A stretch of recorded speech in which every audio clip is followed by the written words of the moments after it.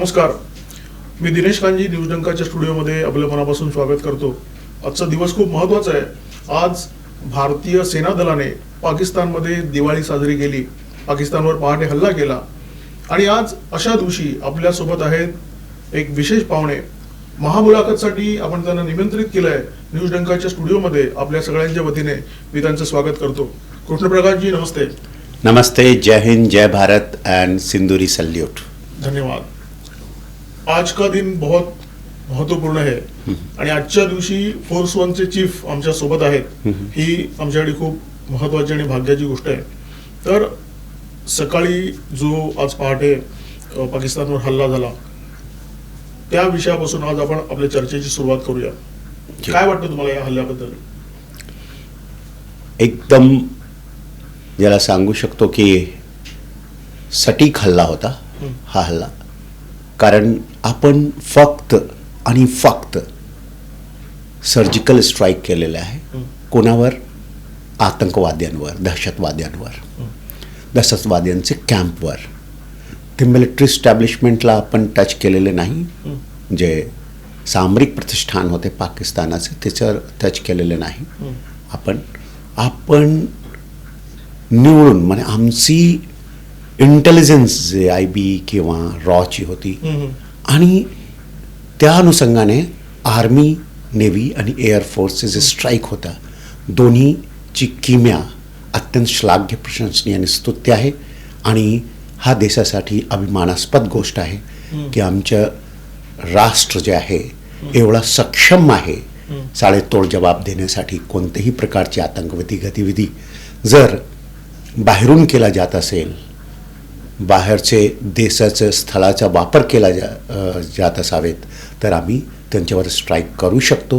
हे आम्ही पुनश्च दाखवून दिलेलं आहे. बरोबर आहे. आणि आज एक सरप्राईज एलिमेंट सुद्धा होता.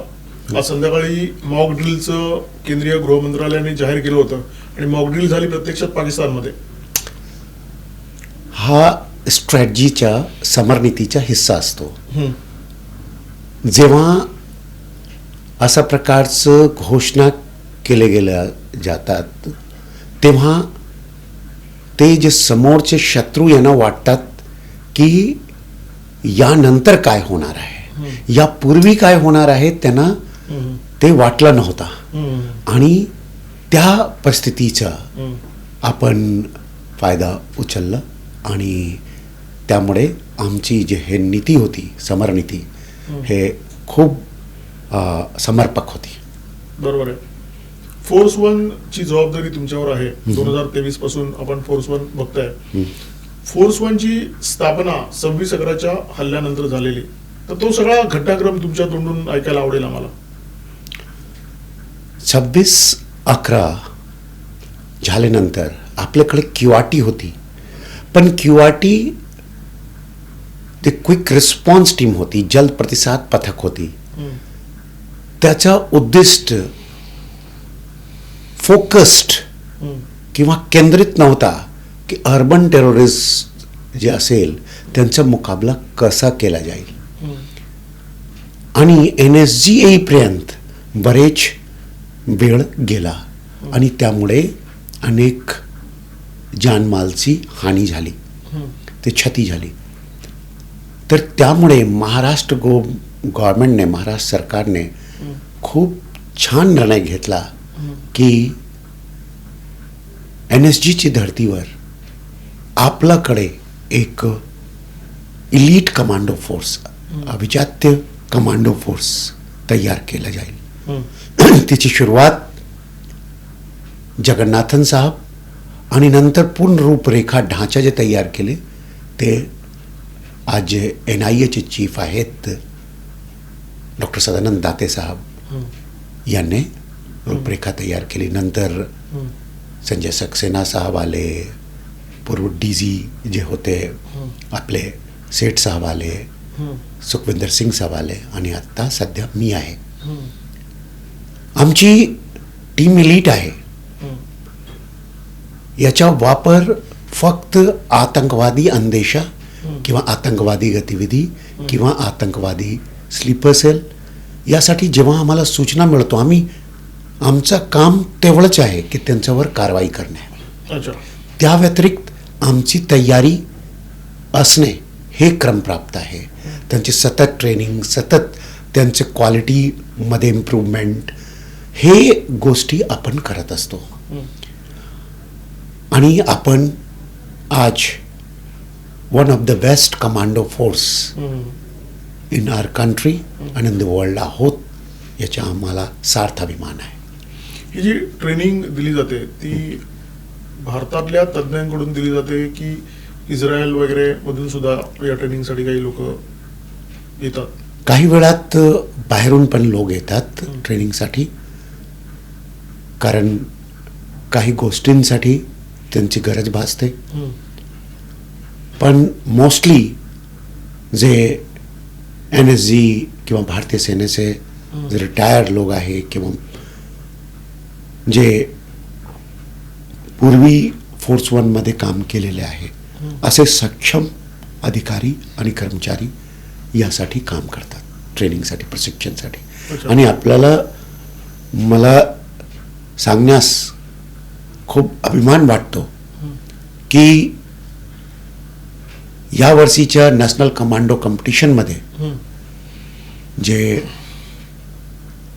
गुरुग्रामला झाले CRPFच्या हेडक्वार्टरमध्ये, त्यामध्ये आपण अर्बन वॉरफेअर चक्रव्यूह, रुरल वॉरफेअर चक्रव्यूह, ब्लॅक हॉक शूटिंग चॅम्पियनशिप, ते overall championship, overall state championship, हे सर्व मोठे जे पदक नॅशनल कमांडो कॉम्पिटिशनचे आपण जिंकलो आणि ओव्हरऑल स्वर्ण पदक पण जिंकलेलो आहे. अच्छा, क्या बात आहे. बरं, या कॉम्पिटिशन मध्ये कोण कोण पार्टिसिपेट करू शकतं? या कॉम्पिटिशन मध्ये 23 वेगवेगळे राज्य आणि पॅरामिलिटरी फोर्सेस याने पार्टिसिपेट केलं होतं. अच्छा. NSG, CRPF, BSF, ITBP, SSB,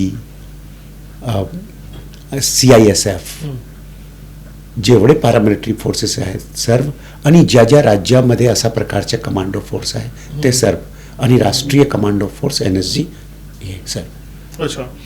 तुम्ही सुरुवातीला सांगितलं की जेव्हा 26/11चा हल्ला झाला तेव्हा NSG ची टीम इथे पोहोचायला खूप उशीर झाला आणि तोपर्यंत दहशतवाद्यांनी बराच हानी केली होती, खेळखंडोबा केला होता. बरोबर आहे. आता फोर्स 1चा जो स्ट्रेंथ आहे, समजा महाराष्ट्रामध्ये कुठेतरी काहीतरी झालं तर फोर्स 1ची टीम तिथे किती वेळात पोहोचू शकते? 20 मिनिटात माझी टीम जी आहे तयार होऊन एअरपोर्टपर्यंत पोहोचण्याची तयारीत असेल, आणि एक अर्धा तासात ते एअरपोर्टपर्यंत पोहोचणार याची व्यवस्था केली गेलेली आहे. स्थानिक ट्रॅफिकचं कॉरिडोर बनवण्यासाठी सूचना दिली गेली आहे त्यांना, आणि त्यांचा एक प्रतिनिधी आमच्याकडे असतो मुंबई पोलीसच्या. एअरपोर्ट नंतर डिझास्टर मॅनेजमेंटच्या मदतीने आपल्याला हेलिकॉप्टर पुरवण्यात येईल किंवा प्लेन पुरवण्यात येईल, आणि त्या अनुषंगाने जिथे गरज आहे तिकडे आम्ही पोहोचणार आहोत. देशभरात कुठेही नाही, महाराष्ट्रात आमचं जे कार्यक्षेत्र आहे ते महाराष्ट्र आहे, आणि आम्ही जे आहे प्रॅक्टिस करतो आमचे जवळचे राज्यासोबत पण ॲज पर DGIG's कॉन्फरन्स. अच्छा. NSG आणि फोर्स 1 याच्यामध्ये जर आपल्याला फरक करायचा झाला तर नेमका काय फरक आहे? दोनची कामची पद्धती, शैली एकच आहे. NSG जे आहे ते आता second line of commando force होईल. First line of commando force म्हणजे सुरुवातीला आम्हाला कारवाई करायचं आहे आता, आणि जर आमचंशी नाही हाताळले गेले ते आतंकवादी तेव्हा NSG विल चिप इन. अच्छा. आणि सध्या काय स्ट्रेंथ आहे फोर्स 1चा? फोर्स 1चं स्ट्रेंथ आपण मतलब इलिट फोर्स असल्यामुळे, मला मॅनपॉवर समजतं, इलिट फोर्स असल्यामुळे आपण ते सांगत नाही कोणाला. अच्छा, आपण माहिती रिव्हील नाही करत. येस. पण 26/11 जो हल्ला झाला होता तेव्हा अशा प्रकारच्या एका टीमची जी लगेच रिस्पॉन्ड करू शकेल याची आवश्यकता त्यावेळी निर्माण झाली होती. बरोबर. परंतु त्याच्यानंतर पुढची अनेक वर्ष असं काही विशेष मुंबईमध्ये किंवा महाराष्ट्रामध्ये तसं काही झालेलं दिसत नाहीये. मग असा जो काळ असतो, जो शांततेचा काळ असतो, ज्याच्यामुळे ज्या काळामध्ये तुम्हाला फार ऍक्टिव्हिटीज नसतात, अशा काळामध्ये आपली जी टीम आहे ती सक्रिय राहावी, फिट राहावी किंवा त्यांचा माइंडसेट तशा प्रकारे असायला हवा, म्हणून आपण नेमकं काय करतो? त्यांचं दर क्वार्टरली म्हणजे 4 महिन्याला त्यांचं एक 5 प्रकारचे टेस्ट असतो. कंबॅट टेस्ट मतलब युद्ध टेस्ट. Okay. जर ते एक्सलंट किंवा आउटस्टँडिंग नाही आहेत तर त्यांना परत केला जातो एक, आणि नवीन लोकांना घेतला जातो. नवीन लोकांच्या घेण्याची प्रक्रिया सतत चालू असते. मतलब जर घेण्याची गरज नाही भासली तर त्या युनिटला कॅपॅसिटी बिल्डिंग होतो. म्हणजे सतत हा कार्यबळाची वाढी जे आहे SRPF कॅम्पच्या आतमध्ये तिकडे सतत ट्रेनिंग होत असते. ज्याचं नाव आहे GCPC, जनरल कम्बॅट प्रिपेअर्डनेस कोर्स. त्यानंतर सायकोसेमेट्रिक टेस्ट आणि त्याच्यानंतर ॲडव्हान्स कम्बॅट प्रिपेअर्डनेस कोर्स. यामध्ये जे आउटस्टँडिंग असतात, पास होतात, त्यांना घेतला जातो. इंडक्शन 2 वीक्सचे असतो आणि हा 6 महिन्याचा पूर्ण ट्रेनिंग असतो. आणि नंतर आल्यानंतर पण त्यांचं स्थायित्व नसणार जर ते मोटिवेटेड नाही आहे. त्यांचे पूर्ण जे जज्बात किंवा पूर्ण जे इमोशन या कार्याशी जोडलेले नाही तर ते हे 5 प्रकारचे कम्बॅट टेस्टमध्ये टिकू शकत नाही. त्याचे मोटिवेशन असला तरच टिकू शकतात. आणि त्यामुळे एक ही गोष्ट आहे. दुसरं असं आहे की आम्ही नेहमी जे आता ड्राय रिहर्सलचा मुद्दा तुम्ही सांगितला मॉक ड्रिलच्या, आम्ही नेहमी मॉक ड्रिल करत असतो, पण असाच वेळी करत असतो जेव्हा कोणी नसतात, त्यामुळे कोणाला कळत नाही. आम्ही दर आठवड्याला कोणत्याही ना कोणत्याही संवेदनशील ठिकाणी एक मॉक ड्रिल करत असतो. संपूर्ण महाराष्ट्राचे वेगवेगळ्या ठिकाणी आमचं टीम जातात.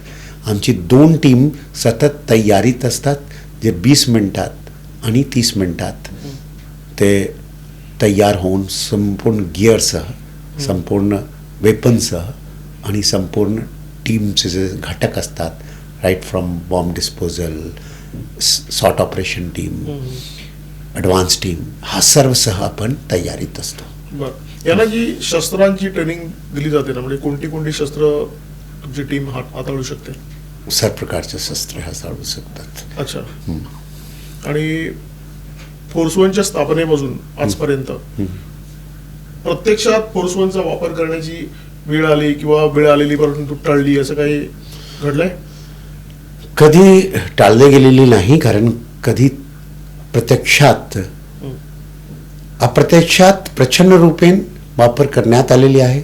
जेव्हा ATSला किंवा NIAला मदतची गरज भासते तेव्हा ते आपण केलेले आहे.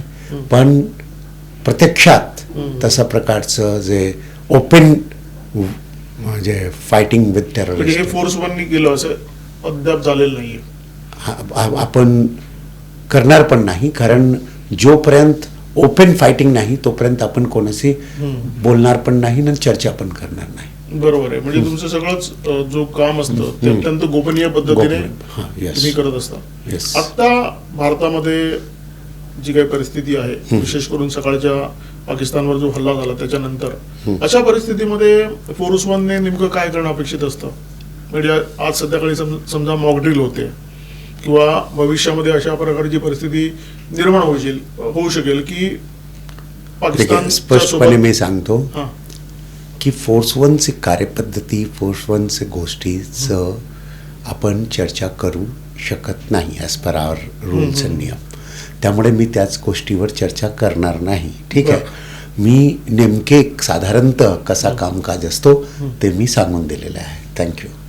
ओके. आपण मग आता करंट सिच्युएशनवर आपण बोलू. अशा प्रकारे भारतामध्ये परिस्थिती निर्माण झालेली आहे. संध्याकाळी मॉक ड्रिल सुद्धा आहे.